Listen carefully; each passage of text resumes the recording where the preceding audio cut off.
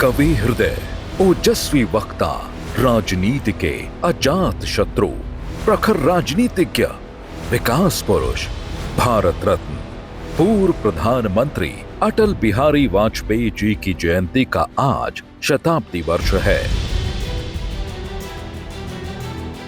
25 दिसंबर 1924 को मध्य प्रदेश के ग्वालियर में रहने वाले एक स्कूल शिक्षक के परिवार में अटल जी का जन्म हुआ।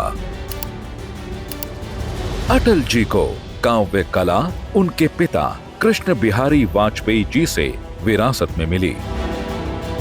आर्य समाज और राष्ट्रीय स्वयंसेवक संघ की पाठशाला में पोषित हुए अटल जी ने विक्टोरिया कॉलेज में पढ़ाई के दौरान ही राजनीति का ककहरा सीख लिया था। वे अपने ओजस्वी भाषणों से पहचाने जाने लगे। बतौर पत्रकार अपना करियर शुरू करने वाले अटल जी ने राष्ट्रधर्म, पांचजन्य और वीर अर्जुन का संपादन किया।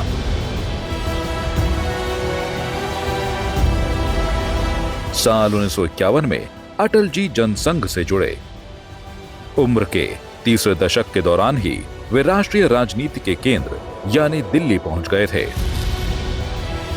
अटल जी ने पहली बार 1953 में लोकसभा का उपचुनाव लड़ा था, मगर उन्हें असफलता हाथ लगी। 4 साल बाद हुए 1957 के आम चुनावों में अटल जी ने बलरामपुर से जीत हासिल की और इसके बाद 1967 से 2004 के बीच वे 9 बार लोकसभा पहुंचे।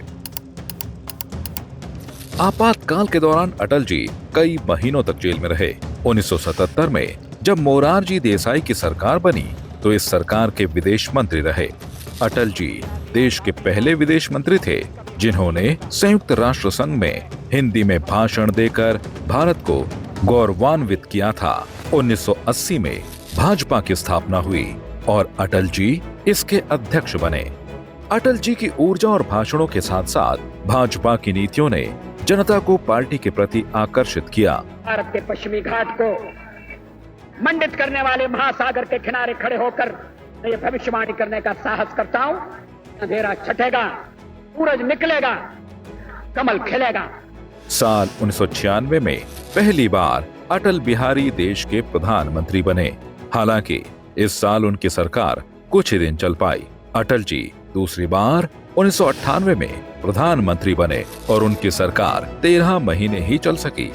इतने कम समय में अटल जी ने पोखरण में परमाणु परीक्षण कर भारत को न्यूक्लियर पावर बना दिया था। आर्थिक प्रतिबंध हमें आगे बढ़ने से नहीं रोक सके, रक्षा संबंधी फैसले करने से हमें विरत नहीं कर सके, लेकिन परीक्षण के साथ हमने ये भी ऐलान किया कि हम परमाणु हथियारों का प्रयोग करने में पहल नहीं करेंगे। भारत के शांतिपूर्ण रवैये का फायदा उठाकर जब पाकिस्तान ने कारगिल की पहाड़ियों पर कब्जा किया तो अटल जी के नेतृत्व में भारत के वीर सैनिकों ने ऑपरेशन विजय के जरिए पाकिस्तान को मुंहतोड़ जवाब दिया।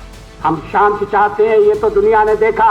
अब दुनिया ये देखेगी कि हम शांति की रक्षा के लिए और अपनी शक्ति का भी प्रदर्शन कर सकते हैं। तीसरी बार अटल जी 1999 से 2004 तक प्रधानमंत्री रहे।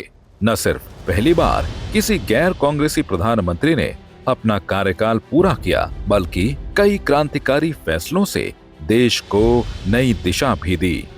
अटल जी ने उस दौर में सत्ता संभाली थी जब भारत के लिए परिस्थिति अनुकूल नहीं थी।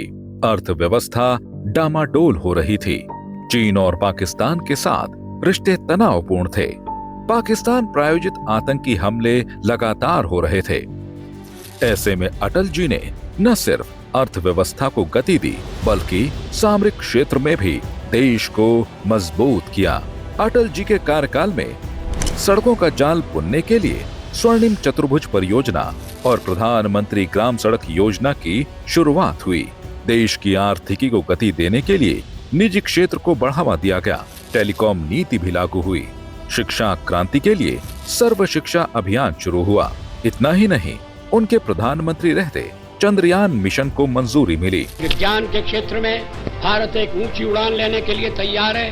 मुझे ये बताने में बड़ी खुशी हो रही है कि भारत चंद्रमा पर अपना अंतरिक्ष यान भेजेगा। इसका नाम होगा चंद्रयान प्रथम। भारत की जीडीपी में 8% के हिसाब से बढ़ोतरी हुई। विदेशी मुद्रा भंडार भरे और महंगाई दर 4% से कम रही। गठबंधन में रहकर सरकार चला रहे अटल जी जब भाजपा के कुछ संकल्पों को मजबूरन पूरा नहीं कर पाए तो उन्होंने ये भविष्यवाणी की थी कि एक दिन इन संकल्पों की पूर्ति होगी। हमें इसलिए दोषी ठहराते रहे हैं कि हम राम मंदिर बनाना चाहते हैं, 370 हम खत्म करने की बात कर रहे हैं, हम देश की एकता कैसे कायम रखेंगे? शादी ब्याह का समान कानून हो, भले ही संविधान में लिखा हो, भले ही सुप्रीम कोर्ट ने मोहर लगा दी हो, आप कैसे कह सकते हैं? अगर आप कहेंगे तो आप देश की एकता के तोड़क होंगे। और हम अगर कहते हैं कि नहीं, ये हमारे इस समय के कार्यक्रम में नहीं है, हाँ इस समय का इसलिए कि हमें बहुमत नहीं है। अटल जी के इस कथन के 1.5 दशक बाद फिर वो समय आया जब केंद्र में भाजपा की बहुमत की सरकार बनी। मोदी सरकार ने भाजपा के संकल्पों और अटल जी के सपनों की पूर्ति की ओर कदम बढ़ाए। जम्मू कश्मीर से धारा 370 का पतन हुआ और अयोध्या में श्री राम मंदिर का निर्माण हुआ।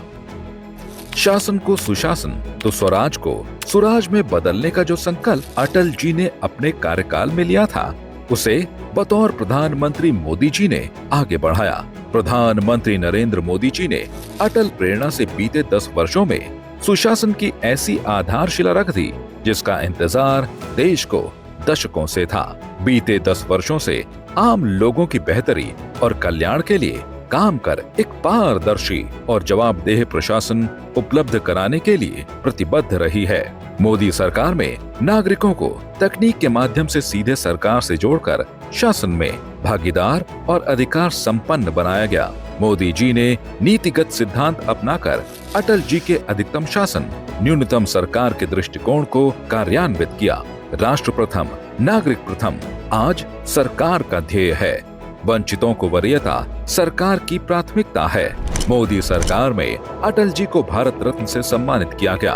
उनके जन्म दिवस 25 दिसंबर को सुशासन दिवस घोषित कर एक आदर्श जीवन शैली के राजनेता और प्रधानमंत्री के रूप में उनकी सेवा का जहां सम्मान किया, वहीं राजघाट पर उनकी समाधि सदैव अटल बनाकर हर भारतवासी की ओर से श्रद्धांजलि अर्पित की। श्रद्धेय श्री अटल बिहारी वाजपेयी जी को उनकी 100वीं जयंती पर संपूर्ण राष्ट्र की ओर से शत शत नमन।